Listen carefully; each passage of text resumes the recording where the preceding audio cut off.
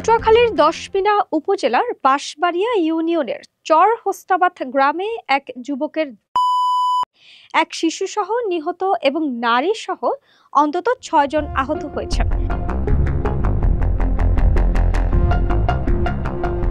ঘটনাটি ঘটেছে বৃহস্পতিবার বিকেলে ওই গ্রামের মৃদা বাড়িতে। স্থানীয় সূত্রে জানা গেছে, ওই গ্রামের সবুজ মৃদা নামের এক যুবক হঠাৎ করে নিয়ে নিজ বাড়ি ও আশেপাশের বাড়িতে হামলা চালায়। এ সময় সে শিশু সাফায়েত হোসেন সহ কয়েকজনকে গুরুতর আহত অবস্থায় স্থানীয়রা সবাইকে উদ্ধার করে দশমিনা উপজেলা স্বাস্থ্য কমপ্লেক্সে নিয়ে গেলে শিশু সাফায়েতকে মৃত বলে ঘোষণা করা হয়। ঘটনার পর এলাকাবাসী উত্তেজিত হয়ে সবুজকে আটক করার চেষ্টা করে, কিন্তু সে পালিয়ে গিয়ে একটি গাছের মগডালে উঠে পড়ে। পরে পুলিশ ও স্থানীয়দের সহায়তায় তাকে নিচে নামিয়ে আটক করা হয়। তবে পুলিশ বলছে বিষয়টি তদন্ত করে দেখা হচ্ছে।